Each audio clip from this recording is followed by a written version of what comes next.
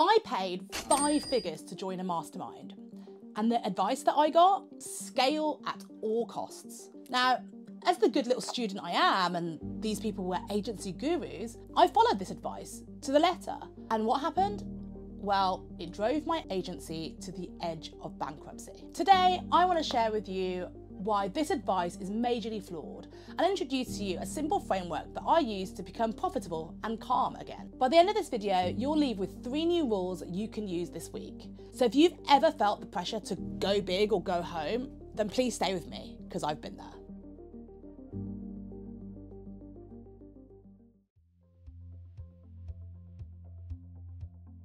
So let me give you some context into what happened. I was running a creative agency with about a 32% EBITDA. Now, that's a pretty healthy margin. And I think most businesses will be pretty happy with a 32% EBITDA.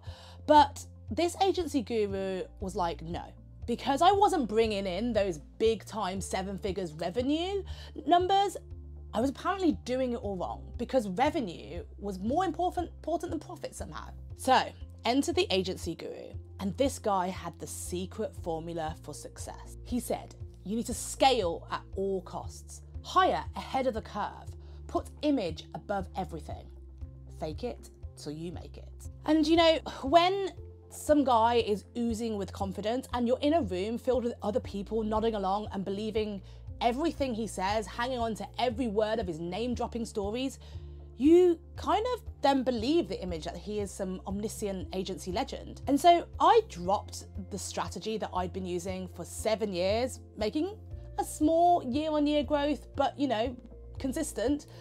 I scrapped all that and decided to follow his strategy to a T. And that's when everything just fell apart.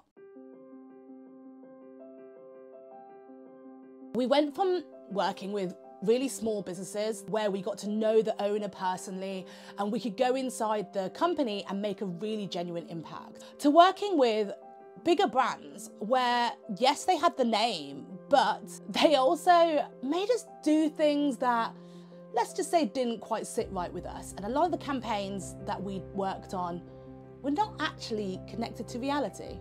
I then had to grow my team and suddenly had all these people from big agencies who didn't really understand small agency culture or have the same sort of work ethic and didn't align with our values, but it was all in the name of growth. And then we had to 10x our prices, and because there was a clear strategy that if you 10x your prices, then you'd only actually have to win 10% of the number of clients that we were winning before, so technically it was making everything easier.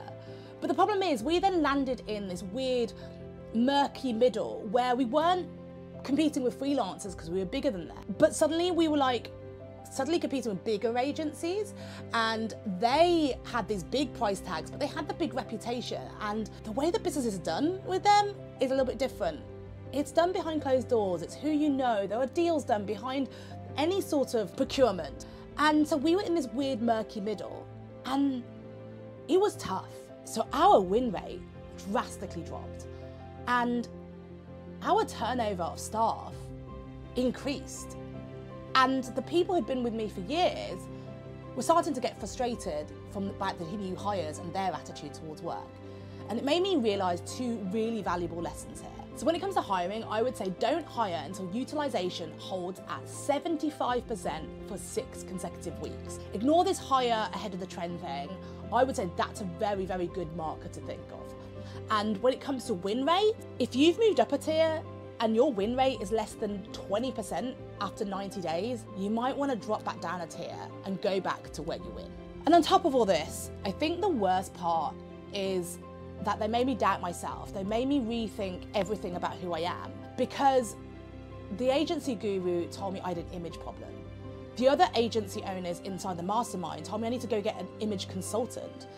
They said it was because the content that I was sharing on LinkedIn was too vulnerable and it made me look weak and it made me look poor, that I was this unintelligent, poor person who they were never going to give business to because I wasn't sharing success stories and bragging about how much money I had.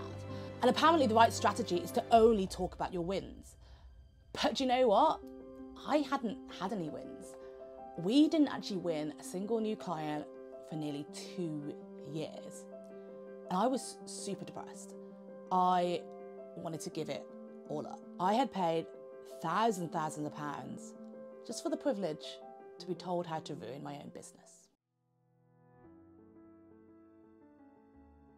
So I made a really tough decision. I decided to leave that mastermind, and I decided to distance myself from anyone kind of preaching this same growth strategy, unethical, fake it till you make it, hack strategy. And I did this and just took some time out. And actually, that agency guru tried to sabotage my business. He turned really hostile and nasty. And it just validated my decision because it made me realize that he's not my kind of person. So I decided to revert back to my old strategy. I went back to working with small businesses, ones where I could actually get involved and really make a genuine impact. I downsized my team and I reduced my prices. So it seemed like this major downgrade and step backwards, but actually it was the right fit and I felt so much happier. So psychologically, it was a difficult one to take, but my business was way more sustainable, way more profitable. And it was like this stress had like instantly lifted and I could really relate to my business again. And I remembered why I started my business in the first place.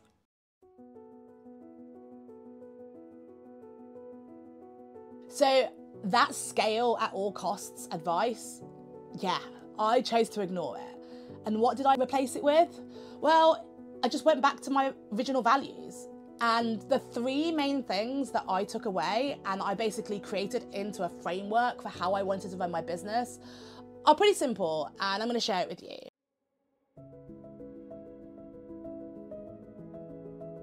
So number one, profit over vanity, always. I am so sick of everyone quoting their revenue and chasing these big revenue goals because I don't think that makes any sense. You could have a big revenue, but if you're not profitable, then you're not making any money in your business. So if your revenue goals are killing your margin, that's not strategy, that's just ego. And it just takes a bit of quick maths to work this out. So when we're doing 32% at 700K revenue, that's a 224K profit. Now, I was told to have a 1.5 million revenue target at 10% profit margin. But then that's only 150K profit. So I'm chasing these bigger sales goals for less profit, for the glory of having these big numbers, because at the end of the day, scaling and then you can sell that and it brings up the value of your company higher. I don't know. For me, it did not sit right. And I prefer to take home the profit, pay my staff more, and just generally feel happier and less stressed. So number two is sustainability over speed.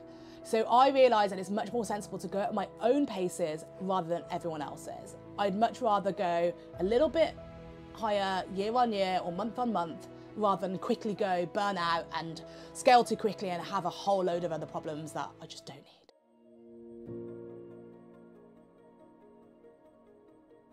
And the third, but probably most important one for me, is freedom over image.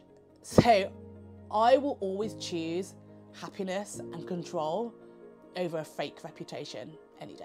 It's what happens behind closed doors that's way more important to me.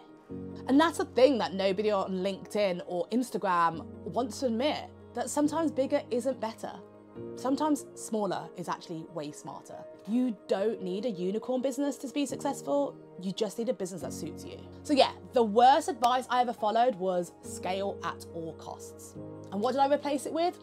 Freedom, profitability, and peace of mind. And that's why I'm starting a new series of content called Small Teams, Big Margins. Because not all of us want to live that Silicon Valley dream. Most of us actually just want to have a really nice profitable business where we can create a nice life for ourselves and our families. And so I think that we can stay lean and be lucrative. So if small teams, big margins feel more like your vibe, then please hit that like and subscribe button, because I've got so much more content on this coming up. And please do share with me, what's the worst piece of business advice that you've ever had?